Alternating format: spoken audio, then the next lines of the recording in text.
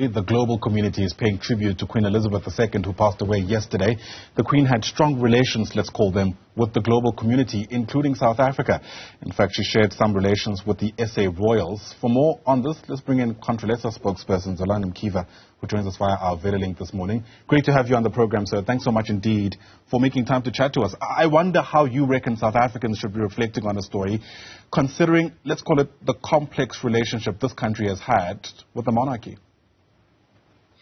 No, thank you very much. Yeah, indeed, we have mixed feelings, but we wish to start off by expressing our sincere condolences to the House of Windsor, the people of England, and the entire United Kingdom.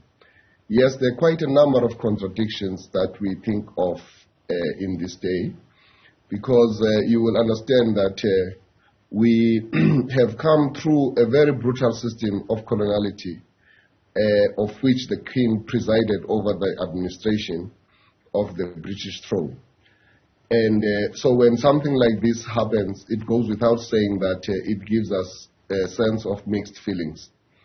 But as Africans, and true to our values and ethos of Ubuntu, when someone passes on, we have to pay respects and be humane and extend a hand of compassion and kindness during the difficult time that they are going through, without brushing over the realities of our lived experiences, that colonization was brutal against us, and British led the salvo insofar as that is concerned. We are still suffering those consequences in this day and age. The majority of our people live in squalor, because most of our resources were exploited in order to enrich Britain, and our people were killed in numbers in the quest of the British Empire to gain control over us. We still remain a people who are landless. We still remain people who are very poor as a result of this. But yes, we do acknowledge that these contradictions are very clear, in the sense that he has a special place, that she always expressed sentiment about South Africa. And we hear through history that in 1947, for instance, she was here to celebrate her 21st birthday, amongst other things. And you will realize that whenever we elect a president would then be invited in England to go and interface with the Queen. She treated South Africa and continued to treat it like her colony. And indeed, in terms of its outlook, our economy is still very much linked to the British system. We are still member of a colonial instrument called the Commonwealth of Nations. And so that's the kind of history that and the relationship that we have with Britain to date. Even the education system that we still have in the country, it still has great impulses of the British kind of education. Right.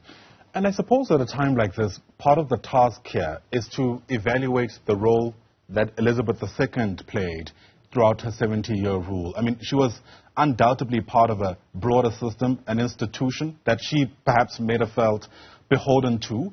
But do you reckon throughout the 70 years that she's been able to somehow swim against the current when it mattered in order for justice to prevail?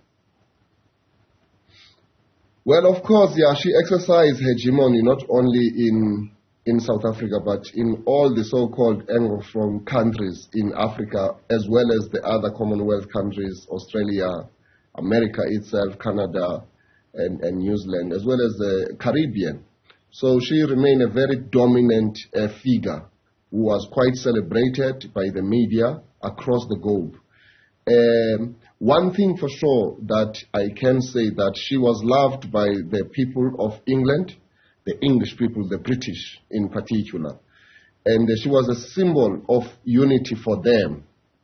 And she also ensured that the economy of that country works, and they used the throne to actually galvanize investments and to ensure that the former colonies remain attached to that system. And of course, she faced quite a number of challenges, because you remember that Australia demands now independence.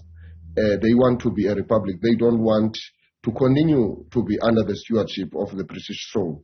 The same applies to a number of Caribbean countries, including Canada, is continuing with that struggle. So she indeed swam against the winds of change. And we are going to be expecting a lot to happen now that she has demised. Be that as it may, we acknowledge the fact that she was a very strong character, and that it's because even the British politicians, the leaders from both sides, were very supportive of that royal family. They respected it, and they saw it as the anchor that puts Britain and the United Kingdom together. You know, in true South African nature, a lot of people have taken to places like social media to express their divergent views around how they see the passing of Queen Elizabeth II. I mean, you and I started by both acknowledging that it's complex. There certainly isn't a black or white type response that can be given, especially for those who are still counting the cost, really, of the colonial era. In that context, how should a president of a country like ours respond to this moment? Because if President Cyril Ramaphosa's statement is anything to go by, well, let me just say this. He only had good things to say in his statement. Well, because the decorum of the state protocols as well as diplomatic ties, it always takes cue from the imperial order. You see, if you see the state apparatus and the state protocol and the entire decorum of both of parliament as well as the executive authority, you will see that there are commonalities between what we do and what the British do. There's 21 bullet gun salute, there's a red carpet, the way in which the soldiers salute the president is not that different from the way that the Queen is saluted by Her Majesty's Army. So you can expect a positive statement, therefore, from the President of our Republic. He will express sincere condolences to the British House of Windsor and the government of Britain, because we have got diplomatic ties with them. And as I say, because we are Africans, at this juncture, he would only focus on the positive, because there wouldn't be really a need at this point in time to take this opportunity to ruffle the feathers. There is a space and time for that, but it is only expected that's what he will say, and he may touch on the difficulties that we have had as a people due to the kind of a difficult relationship we had with the British in our quest for freedom, in our struggle for our own liberation. They supported the apartheid structure with funds, with everything. But at the same time, they allowed our leaders to stay there, some of them when they were in exile. President Oliver Tambo and his family, they spent a lot of time in the United Kingdom. President Thabo Mbeki spent a lot of time in Britain. They were never sort of confronted and arrested by being there. But be that as it may, the United Kingdom government supported the apartheid state in every way for it to preside over us, you know, against our will as the majority of this country. But the good thing is that the British people supported us. They pledged solidarity with the forces of liberation. So these are the contradictions that we have to reflect on and we have to remember at this juncture as we close the chapter of a history of a queen who presided over one of the most dominant instruments of coloniality for a period of 70 years, which has affected us in a very negative way. But be that as it may, we want to emphasize the point that we know that there's a dark cloud now over the House of Windsor.